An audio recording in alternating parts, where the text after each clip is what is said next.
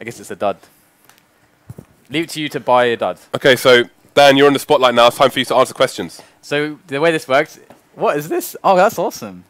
This reminds me of my Yeti. But I haven't seen this before. That's cool. Dan, it's just been hiding there all along. You didn't show it to me earlier. I can't believe this. No, I don't. I just surprise Dan with things. Sometimes I have to ask him to do things. Sometimes he refuses. Some game. It's like a.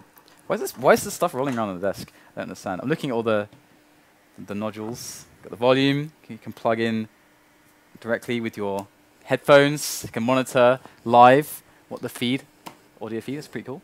Pretty cool. Awesome. Do we have questions for Dan? Do we have questions for Dan? Oh, you guys are going to hear producer Reese for the first time. Disembodied voice. I think he's nervous. We don't care. Oh no! Don't read it. Don't read it. Don't read it. Don't read it. Don't look at it. No, I'm not having this. Producer Reese, turn your mic on now. How much do you think LGB will be able to achieve? Do you think they will make it to the very top, or do you think they'll stay at their current skill level? Tell us, Dan. It's not very close to the woman. It's getting weird.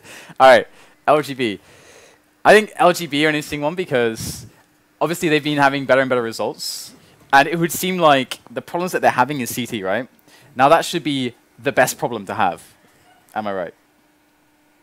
Yes, I would say so, because if you look at, on average, most teams' problems are the T side as opposed to the CT side. So it's an interesting difference. I thought you were going to try to troll me there and like throw it back to me and not answer. Anyway, all right. So yeah, no, I think to answer the question, it's obviously very, very difficult to say, but I feel like what they've shown. I think I said it yesterday. Sometimes teams will show like a few rounds, and you can kind of like, or at least I will kind of like apply basically my judgment based on different categories. So first I'll think, okay, can I see what they're trying to achieve? Like, is it quite clear what they're trying to achieve here? Because when you look at certain players in certain positions, you can see, okay, well, this all kind of is for a certain goal. Like, it all is synergetic. Because sometimes you'll see teams which kind of don't have an idea. Like, they'll have players all over the place. And you'll say, okay, this kind of makes sense, these players here. But then these kind of players over here and here, what they're doing, it doesn't really seem to play into kind of a unified idea of what what an objective should be in that round. So it seems a bit disjointed. But for example, Hellraisers, we saw many matches like that from them. Sometimes they would win or do crazy results, but they tend to be the example. And the old Hellraisers basically, they tend to be the best example. The Astana Dragons. You're like all this skill in one place, but what's happening? Sometimes they're taking really good rounds, sometimes they're taking really good matches, but generally speaking, they're a bit all over the place. However, LGB, they seem to have a good understanding of different phases of strategy, how to take certain positions, understanding of how map control is important, and how to like use certain areas of the map which are strong to then build into different plays. Like on Mirage, we see how well they understand connector. So this is like little triggers from, and I'm like, okay, this team, they can kind of like, they understand like some good stuff on the strategy, strategical perspective. And we also saw from them like good variation tactically, so they know different ways to get into certain positions, to actually execute on the strategies. So which nades to throw, how to flash with teammates. Tactically they look pretty good. Individually the skill looks to be there as well. Poly seems to be really good AWPer also, so they got a good solid AWPer there. So yeah, I think the sky should be the limit for LGB. It's going to be a matter of time and experience, but hopefully nothing goes wrong for their lineup. Like there's no drama or anything, because it's always hard, isn't it? Like you don't know necessarily if there's like going to be internal conflict. But Fearless from the UK, he recently quit CS again. Who? Fearless. Really? Apparently he was. This is secondhand information. I think Kai Knight was writing about it, but apparently he was fed up of the constant instability of rosters in the UK. You know what? Okay, so not to go too off topic. No, as when I was playing, I never played with UK players almost ever, except when CS or Quake. Yeah. Quake. Do you mean the team version? Only when I was forced to. I would mostly just play with Swedes. Only when you were forced to. This is what you should do. So you were like, no, please. Well, like Nations Cup. Like I captained loads of Nations Cups, or I played Nations Cups. But generally with teams, I usually ended up playing with Swedes. I got sometimes people didn't like me because of that, because I just would never play the UK players. But that said, the most successful team I played with was with Too Good, who people will know. He's British. Skip, who's Dutch, who's a UT player, and a couple other Brits. So actually, one of the most successful teams I did play with in Dignitas House was actually British lineup mostly. Okay. But anyway. So what is our second question, Mr. Producer Reese? This looks badass. Can I take this home with me? No, it's mine. Is it yours? Yeah. Why do you get all the swag? I'm swagless. This is like the only shirt that I have. I gave you a keyring. He gave me, where is it? It's here on the chair. So he gave me this. It's like a mechanical key. I gave him one key. I haven't given him a keyboard, but I've given him... I broke it, James. Okay, next question. This is bad for PR. Who do you think the top 8 teams are at the moment, preferably in order? Top 8 teams in order. I think you have to say who read the question as well. Okay, yeah, who asked the question? Give the credit. Legend 0415. Legend 0415. Stop doing that. It's really weird. Okay. The top in order. That's gonna be really hard. I have to use my pen here. Oh my god, you're pulling out the timer. I really want to break this. Okay. Okay, so I'm gonna go with. Okay, screw the pen. I'm gonna go with Fnatic. I'm gonna go with Envy. I'm gonna go with NIP. Virtus Pro. That's 4. Is that order? In order? In order, yeah. Okay. I'm gonna. So you got NIP third. Yes, then Virtus Pro. Okay. Then I'm going to go with Titan. I actually think... The thing is, I feel like Titan should be doing better than they are. I feel like they should be higher up on that, but I'm going to put Titan 5th. I'm going to put TSM 6th. And I'm not sure about that one. Like, okay. Interchangeable, but I think maybe? I think TSM 6th. Then it gets really, really difficult for me. Then I don't really know. Like, then it's a larger pool of players? Then it's like... It's like a tier list almost, yeah, maybe. It's really difficult after that for me. Can I get away with that? Can I get with that? But do you have a list of teams who are within? There's a question mark within their placing between 7th, 8th, and maybe beyond that. What about flip side? I don't know. If it's maybe too early to say. Yeah, that's the thing. That's the thing with a lot of these teams is that even with some of the teams I mentioned, there's lots of lineup changes going on. So that's why I'm not really sure what's going on with some of them. Do you know what? It'll be interesting to see. That's why this year is so sick. It'll be interesting to see where LGB are considered. Yeah. Post league. Exactly. Post stage 1 of the league, never mind the entire league. Yeah, because this is basically their chance to shine more or less. It's not just through this league. But the other thing is that's really cool and why this year is so important is because the amount of cash that's going into the pro scene for this year is so encouraging for teams to take it more seriously and just for organizations to kind of grow their teams and actually be more stable. There should be more stability, I think, in the top levels. We just had all the shuffles. We had so many shuffles. Everyone's shuffling, James. Yep. Everyone's shuffling. And so now things are kind of like stabilizing a little bit, I hope. So we have loads of leagues, we've got loads of money. We should get a much better picture in the next few months. I think of course we've got a major coming up. That's obviously going to be highly telling. But yeah, so did I say Envy? I said Envy, right? I would have said Envy. Second place, yeah. Yeah, okay, good. Okay, cool. Okay, what have we got? One.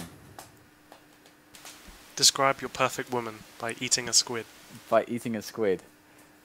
Oh. Eating a squid makes me think... I completely misread that question. I thought he meant describe your perfect woman by actually communicating the answer by eating a squid. No one would ever ask that, James. Because, well, hopefully not, Dan. Okay. But I was like... Have you seen that movie, Old Boy? Of course.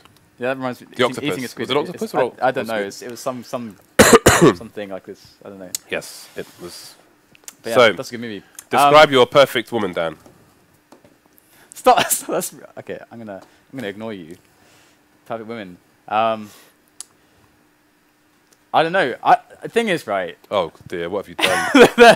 the thing you know about women. I can't do the Thorian accent, but the thing about women, I don't really have. This is the thing, right? Okay, so this is my philosophy. This is my philosophy when it comes to the dating world and women, right? Is that, and I know it's a bit different than some people, right? I don't have any preconceived ideas. Be careful, Dan. I don't have any preconceived ideas of what I want, okay? Because I constantly find, by dating new women, having new relationships with women over the course of my life, that I learn more things about myself as I grow, and I learn that I want different things in women, or I like different things. So it's always changing. There's no answer, James. It's like when you ask me for a map prediction, it's the same thing. I don't have. I suppose it depends on what like elements of a woman you're talking about. Yeah, I mean, let's say I'm going to answer this one, right? Okay. She's Brazilian. Aesthetically speaking, yeah, I have 3 answers. One of them is an Australian girl called Nikki Whelan. One of them is an Australian girl called Margot Robbie, and one of them is an Israeli model for Intimissimi, whose name is Shiloh something, which is Shiloh, whatever her last name is. That's my description. Okay. Aesthetically. Aesthetically. But that's it for me. Anyway, it's your question, so. Yeah. Next question for Dan. Again, guys, if you want to ask Dan some questions. Or ask me questions that I can relate to James because he's... Go, James. Hop onto Razer Comms and look for the faceit.com channel. And you can throw your questions via Producer Reese. Producer Reese will fire them off over the airwaves. Barring language barriers, what would be your top 5 team at the moment, and what role would each player play by DDK Kappa? DDK Kappa, all right. So my dream team, barring language barriers. I think this is a popular question. This one, it's always an interesting one. So Kenny S, can we clone people? Can we do that? Is that out of the realm of possibility? Let's just clone Kenny S 5 times. So what would happen if we could clone Kenny S? Okay, wait. So your dream team, excuse me, has Kenny S. Why? Because he's a phenomenal AWP player. He's the best AWP player. He just is the best AWP player. Yeah, he's most consistent. He's the strongest AWP player. He's the best AWP player, James. In all situations? He's the best AWP player. In all situations? Yes. Okay, fair enough. Yes, he's the best AWP player. Okay. There you go. Is he the best? Do you think he's the best ever? AWP player? Yeah. In CSGO, yes. I'd like to know what Thorin thinks, actually. He watched a lot more 1.6 than I did. I'm sure that he would love to running around on that. Aztec with a deagle. Sorry, Razer. He's just breaking their stuff. All right, so we've got Kenny S. Okay, so Kenny S. Okay. Now, I think the hardest one for this is actually the in-game leader. Actually, I don't know who I would select for an in-game leader, so I'm gonna put that aside for a moment. But I think you also have to consider their individual capability, frag-wise. Excuse me. Right. Okay, so not a good day for me. But Kenny S, I'm gonna put Crims in there because Crims is mad consistent, and he's still absolute. Crims is just mind-blowingly good. Like he's just ridiculous. Like even when his team is getting destroyed, Crims is putting everyone on his back and just charging forwards. So I've got to have Kenny S and Crims just because he's so versatile. He's such a good defensive player. I would take.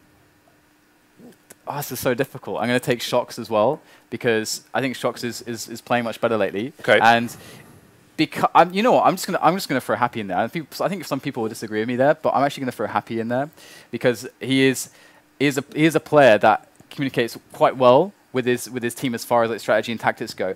Actually, if you guys watched Thorin's video recently, and I actually think it's quite fascinating. He does address how Happy, because if you look at Happy's career, we had this old LDLC team, we've got the new one, right? And they're completely different in the way that they're being led.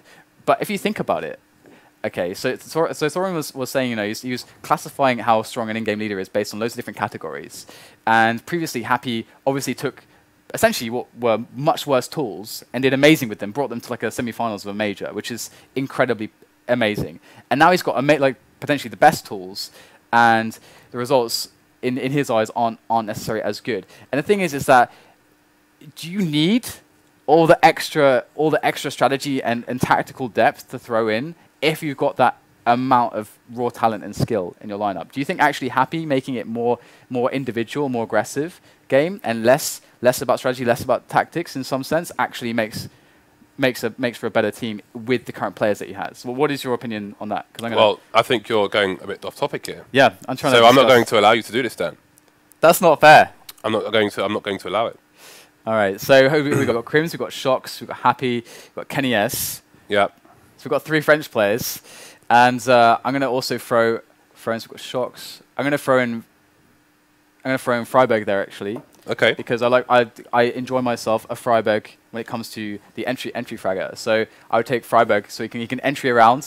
Take a Freiberg. It's a banana out there. And Happy can also be more of a secondary AWPer. So in some of the spots that he does instead of Shox. Because on this team I just want Kenny S AWPing. I don't want 2 AWPers. I just want Kenny S AWPing. But if there has to be 2 AWPs, I want just in certain situations Happy to pick it up because he's specifically in certain spots very good with it. Then that will leave Shox alone to rifle more. I want Shox rifling James. I want rifling. So that's my answer. That was 5 players, wasn't it? That was 5 players indeed. That's my 5 players. Okay. So there you go. Okay. King of Kappa asks, have you ever been recognized in real life? Yes, it's happened a few times. Twice whilst I was out with girls on dates, which is quite funny. It's happened I was with James once. Twice I was with you, we got recognized, I think. The guy, there's a shop around the corner where we get burritos. Yeah, they're pretty good. And the guy in there's like, hey, you 2 guys cast Starladder. We were like, yeah. But he was a cool guy, actually. Yeah, he's really cool. Dan goes in there like every day. Not every day. So now people are going to be Googling like burrito twice a places week now, in London. twice a week now. I don't go in there too often because I want to avoid all the rice. You can ask them. You can say hold the rice, and they'll hold the rice for you. Maybe I'll do that. You should try that. Oxford Street. We got recognised by a French person there, but it was really weird because we were rushing back to the studio. I went to Selfridges to get a salad from the food hall, and we were coming back to the studio to do a cast. And he said to us, "Are you guys busy?" So I thought, like, okay, either this is some guy asking for money, or he's like a nightclub promoter. But it's like 4 p.m., so I don't know. Yeah. And then he's like, "Oh, can we get a photo of you?" So like, "Oh, okay, we understand." Yeah. It's funny because like you have that mode where it's like some random person's like wanting you to like give you something, and it's like you're kind of cold, but it's like actually, oh, we're being dicks. This guy's a fan, like, dude. Because it's like language. Well, what's wrong with that? Do I have to explain? Acceptable. Yeah, I'd rather you'd not. So then there must be something wrong with it, Dan.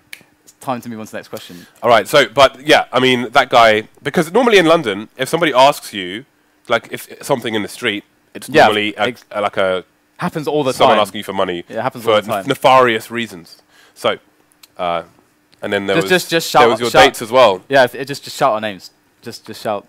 Don't shout. Well, maybe not shout. Don't make a scene. Don't make a scene. But yeah, no, I was actually passing through the Natural History Museum with her because she wanted to show me the dinosaur, and someone recognized me. It's like, aren't you the CS caster? And yeah, that's pretty cool. So we've been recognized a few times. I guess London is so packed full of people, but I would equally expect to be recognized less then. Because it's so many people. It's like the 7-8 million people, right? Yeah, it's really huge, very densely populated. So, all right then. Next one. Let's see. Dan and James, outside of casting, what would your dream job be? James? My dream job, I don't know. I think it would be, I think it would be cool, like working for, like national intelligence on stuff, like working against like really high crime. I think it'd be really cool to be like an investigator guy.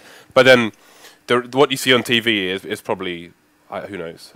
I don't really know. I wouldn't say I have a dream. My dream job would be to not necessarily have one, I suppose. Because I think a lot of people, if they were filthy rich, they'd be just like fat and wouldn't know what to do with themselves. But I have a lot of hobbies, a lot. I've done almost like everything that an average person might have done. But if you put like 50 average people, I've probably done like 80% of what they've done. So I don't really know if I have an answer for you. I remember there was a job. There was a job where the job was basically looking after a tropical island. Looking after it. And they took worldwide applications, and I think I could entirely do that. You know, not having access to so much technology, because my older brother, actually, like a lot of my family are French, and my older brother, who has a different mother to me, he lives in France, but in rural France. When I go and see him and his wife and the 3 kids, they're like in the proper countryside where you go and get bread to eat that day and stuff. You know, it's really cool. So I have no answer for you, basically. I have 3 answers, I think. So wait, unless I just forgot them. So I have a realistic answer. I have 2 realistic answers. Well, it's a dream job, so none of them are realistic, surely. Or maybe they are. James, you're an aspirational man. There's no limits. Okay. Okay, here we go. To what we can achieve. I can't wait to hear what you're about to say. The first one's astronaut. Astronaut is the unrealistic one. That's pretty cool, actually. It's good. I think astronaut's a good one. Yeah. Why? Problem is I'm too stupid for that. Well, most people I don't have the mental faculties to be an astronaut. However, astronaut would be cool. What attracts you to wanting to be an astronaut? I hear astronauts get all the girls. Go to space. I don't think there are many girls in space, Dan. Oh, well, that does tend to make things a little bit awkward.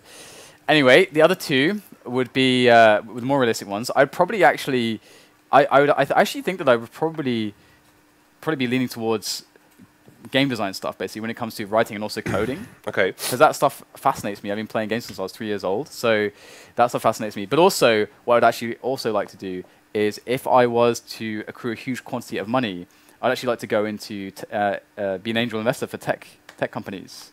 I'd like to just go around investing in tech companies, because I think technology is super interesting, and especially in the current climate, I think that would just be really, really exciting.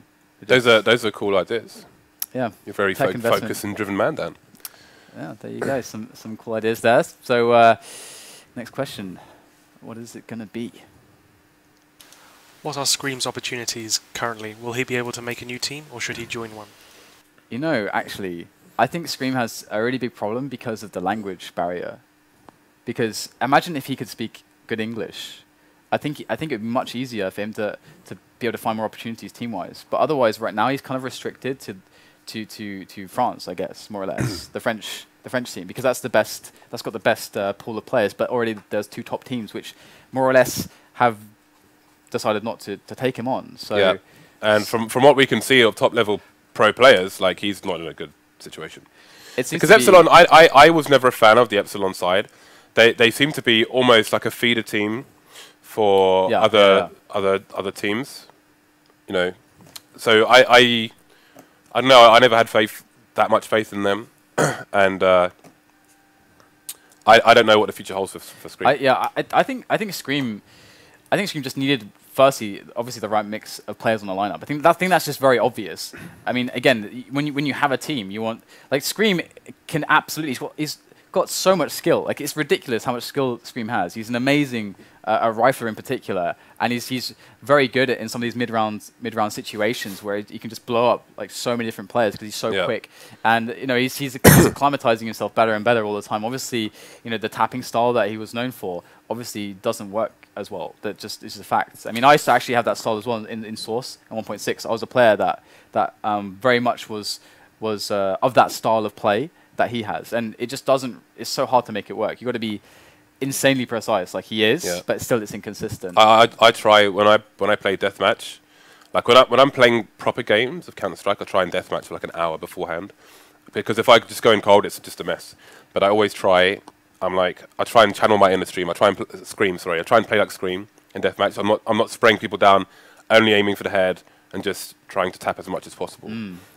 Yeah, I mean, it definitely helps my aim. But yeah, with Scream, I feel like he just needs the right players, and of course we're talking about, this is why I opened this up by saying there's a language problem, because I think that if he spoke English, he'd have more access to a wider range of players to potentially be able to make a strong team with roles that actually fit around what he is really good at, and then on top of that, you know, he would actually be able to find the right players, because again, there'd be a wider pool of people that have the right discipline and commitment that aligns with his, because this guy needs a team where everyone's super committed. I feel like Epsilon was not that team. No. I feel like Epsilon had a lot of issues when it came to players having different commitments, players having different ideas of where the team was going or what they should be doing.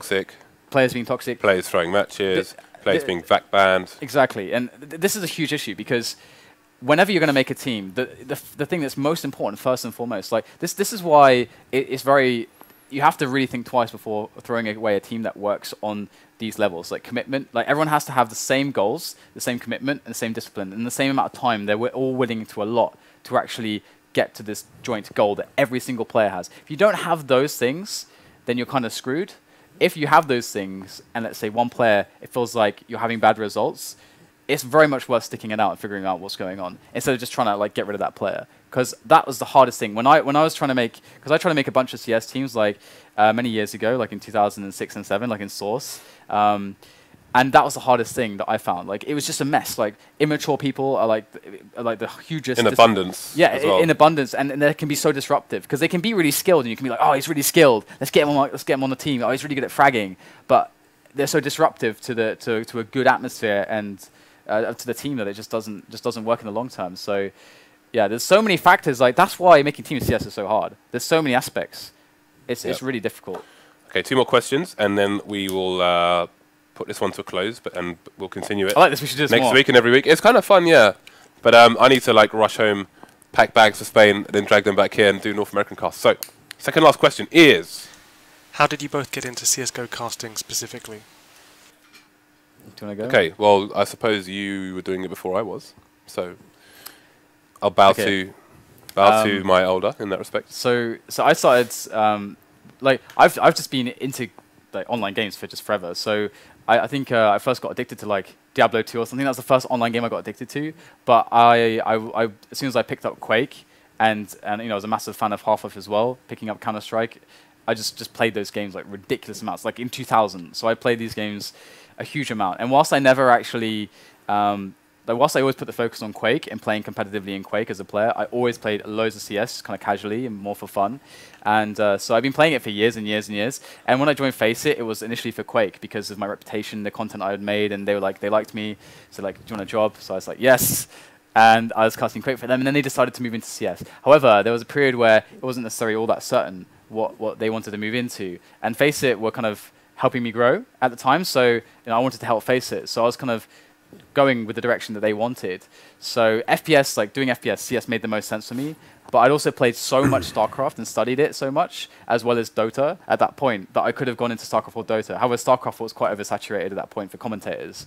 And the same can be said in Dota. Dota has loads of really good commentators, so it'd be much harder to break in. So luckily for me, it ended up that it was CS because not only is FPS much closer to my heart, and I have much more experience there, secondly, of course, there was more of a space for casters at that point. So FACEIT jumped into CS, and I was like, all right, let's do it. Let's do some CS. And I got into it because FACEIT needed someone to cast CS, and I was already a full-time caster for them. So that's how I got into casting CS. Okay, so how did I get into casting CS? Well, I've been a general player of CS for about 12 years, here or there. Excuse me. Had a short break in playing it because I played Day of Defeat for a while competitively on Enemy Down, for those of you who remember that site. But I wasn't a competitive player in Counter-Strike, but I just loved the game. Like, the game has been a huge part of my life. And I still play with one person I used to play with 12 years ago. Some people have disappeared, some people have passed away, but there's two of us still hanging in there. So how I came about it, basically, Fnatic did an event at Meltdown where Khan was commentating with Thorin, and I was kind of hovering and just having a look and whatever. I went down to watch it because wasn't I like kind of doing a weird hosting thing with that? I remember that actually. Yeah. I don't know. Yeah, I just remember those two. Yeah. No, I wasn't there. I was in Milan, and we were kind of like hosting it. Oh, okay. And I was casting I was doing something. I was like hosting or something weird. Yeah, I remember. Yeah. I was. My story, Dan. Yeah. Sorry, James. Sorry. Okay, so I saw that, and then I approached Khan basically, and I said to him that firstly I approached a bunch of people who was streaming Counter-Strike because firstly actually I should go back a bit more than that. With regards to fighting games, since 2009. I've essentially, I've been broadcasting fighting games around Europe, like tournaments, like Street Fighter tournaments. I fly around. That's why I'm going to Madrid tomorrow, and I'm the biggest broadcaster of fighting games in Europe. So I was already doing broadcasting. I'd been on stage doing stuff at DreamHack since 2010, etc. So I'm always at DreamHack. I'm just doing fighting games and loitering with trolley signs in Counter-Strike. But so I was very keen. I thought I could offer something to the Counter-Strike scene with regards to commentary, basically. So I spoke to Khan and said, I saw your event at Meltdown, and I thought it was really cool. Actually, I spoke to him about two things. One was about some fighting game stuff, but this was a side note. I said, I'd really like to do to do some Counter-Strike commentary. Excuse me, because my home internet sucks, which is why I never stream, because it's really, really bad. So otherwise, I would have just casted games myself, like on my own stream, but I couldn't. So. At that point, I could have only been like a guest on someone else's stream via Skype or whatever, but nobody basically gave me a look in. Khan introduced me to FACEIT, so then I came along, did a cast. Well, I did a cast at home, a solo cast. God knows what that was like. I remember that actually. Yeah. Sent it to the guys here. Excuse me. And I ended up doing a cast with Dan, or 2 or 3 casts, and they were pretty awful because while I had a lot of experience doing streams, doing live events, being on stage at DreamHack and so on, because this was a completely different game, different environment, and it was unfamiliar, despite being normally quite a confident person, it was a bit, I was quite nervous, I'd say, so it was awful. I remember that actually. I remember the first one. I remember it was the first one you did was a Mirage, I remember. Oh, really? Yeah, because I did it with you. That was funny. But actually, then the next thing, I think you didn't do something for a while. Then you did we did an impromptu analyst desk for the finals of the first season. Yeah, for season 1. Yeah. So I had the idea that we could talk about things like post maps. So we made an extra area outside of the immediate area here, and I was sitting there drawing on maps, and we had a big screen behind us and all that kind of fun. Yeah, that was cool. And then FACEIT realized that I did a lot of production stuff because I run the whole stream for the fighting game stuff. So I ended up doing a lot of production as well as casting, And then it kind of developed from there. So basically, we both work full-time at FACEIT and do a lot of casting. So Dan's 100% casting and like video output as well. I do a lot of casting, but it's actually about 40% or maybe even less of what I do at FACEIT. But that's how I got into casting, basically, because of Khan. It's all down to Khan. And so I'm forever indebted to him. I was already a fan of Fnatic, obviously having gone to almost every DreamHack in Sweden since 2010. I got to watch all the Swedish nationals of Counter-Strike, all the international tournaments as well. So I was already a Fnatic fan, but like I just owe him a lot more now. So shout outs to Khan. Oh, so okay, I guess one more question and then we're done. Yeah, yeah. Khan's awesome. What rule do you live your life by? Oh, I can answer that easily. What's that? Give value. Give value. Give value to all. So, well, I guess there's lots of different rules, but I think this one's quite a good one because it's. I think you should always, in all your interactions with people and generally like for your life, let's say you should be giving value and you should be doing it in. If it's like in your work, then do it in the way that's best suited for you, like play to your strengths, like but give value. So, for example, this is one of the reasons why I love making content on YouTube and stuff. Is because basically I can maybe help like one person, and then that's like you're just giving value or giving back to the community that you love. Or for example, when it comes to even in interaction like socially, like just be nice to people, just like give value to them, like just compliment them on the awesome choice of Fedora or something. You just have to say Fedora. I had to say Fedora, but I think give value is a big one. I think. Okay. I always have in mind. For me, the rule it's more a set of rules than a rule, but they're kind of loose. You can have your own interpretation basically, but there's a Japanese phrase which is bushido, which is BUSHIDO, and it's I suppose it's not like a way to live. It's not like a religion or something because I'm not that way inclined, but it's just a general way to carry oneself, I guess, or something like that. Mm-hmm. Anyway, you can look it up on Wikipedia. So in English it's Bushido, but it's Bushido. Look it up and tell me what you think of that. So that's a set of rules. If I had to live my life by a set of rules, I suppose it would. You have the tattoo, right? Yeah, it is tattooed on my leg as well. It's awesome. I actually have one extra thing to add to that, actually. Okay. So it's the other thing as well, for me, it's always been about never limiting myself to an identity. So, for example, let's say... Are you Batman, then? I'm not. No, I don't mean like that. Are you the Bat? I'm not the Bat.